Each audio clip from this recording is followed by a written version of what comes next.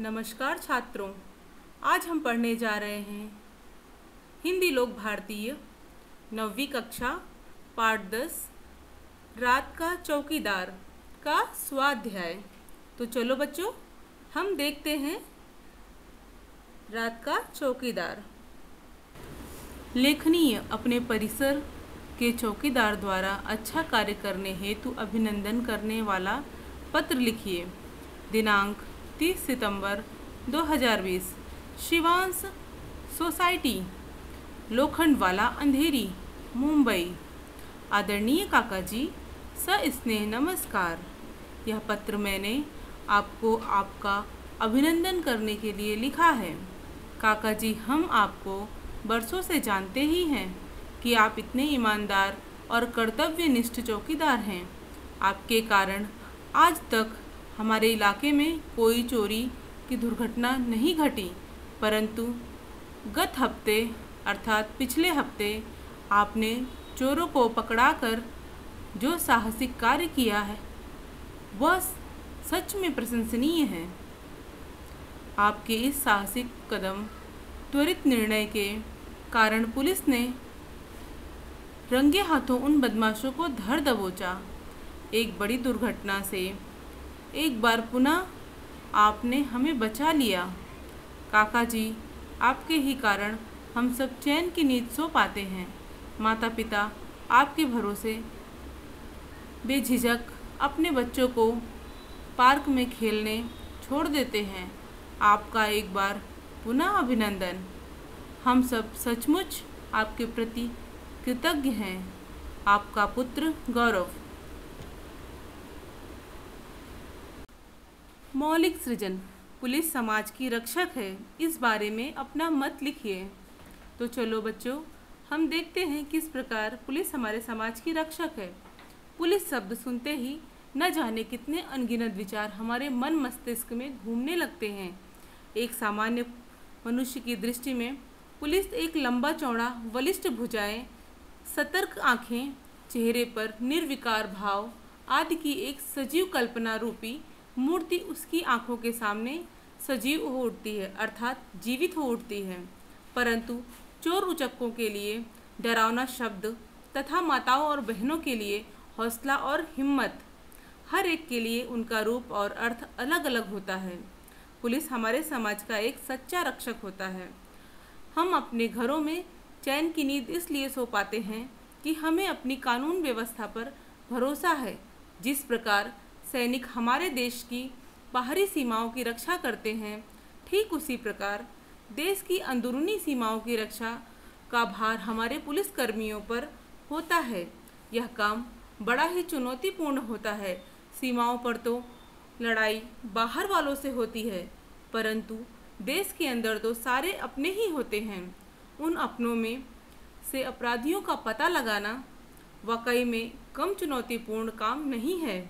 इसलिए सही मायनों में वे हमारे रक्षक हैं।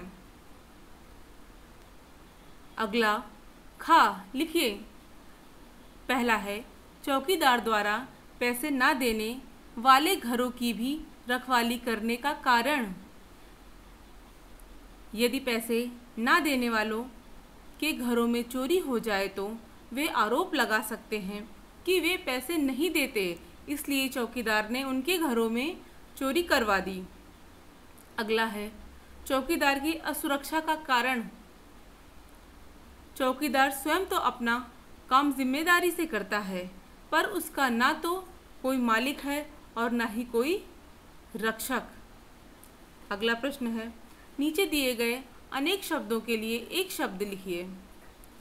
का रातों में सड़क पर लाठी ठोकते सीटी बजाकर पहरा देने वाला चौकीदार होता है। खा अपनी जिम्मेदारियां तथा कर्तव्य निभाने वाला, अर्थात कर्तव्यनिष्ठ व्यक्ति। तीसरा प्रश्न है, घटना के अनुसार वाक्यों का उचित क्रम लगाकर लिखिए। ऐसा पहले मेरे साथ हो चुका है साहब जी। जैसा आपकी इच्छा साहब जी। रात में अकेले घूमते हो, तुम्हें डर नहीं लगता है? सही क्रम है, ऐसा पहले मेरे साथ हो चुका है साहब जी। रात में अकेले घूमते तुम्हें डर नहीं लगता? जैसी आपकी इच्छा साहब जी।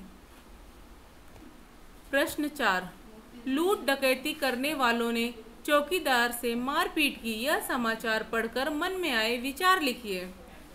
लेखक उस दिन अखबार के साथ चाय की चुस्कियां ले ही रहा था कि मेरी नज़र चौकीदार से मारपीट पर जम गई। खबर यह थी कि चौकीदार बदमाशों की चोरी की मंशा को भांप लिया और उन्हें रोकने का प्रयास किया। बदमाशों ने चौकीदार की पिटाई कर दी। मैं सोचने लगा, एक अकेला चौकीदार किस प्रकार उन बदमाशों से भिड़ गया होगा। उसके साथ बदमाशों ने किस तरह का बर्ताव किया होगा। चौकीदार बिना किसी शस्त्र के बदमाशों से लड़ पड़ते हैं। वे उस समय यह नहीं सोचते कि इसका नतीजा उनके प्राण भी ले सकता है। वह चाहे तो इस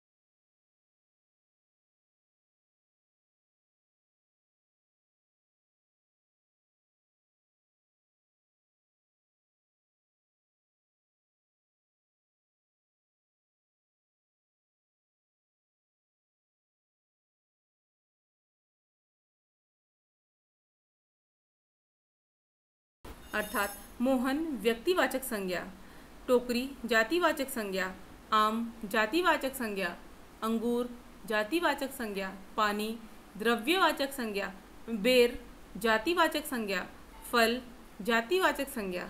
अब इसमें विशेषण हम देखते हैं। कुछ, थोड़े, कुछ, साफ, ये विशेषण हैं। विशेषण इस प्रकार है।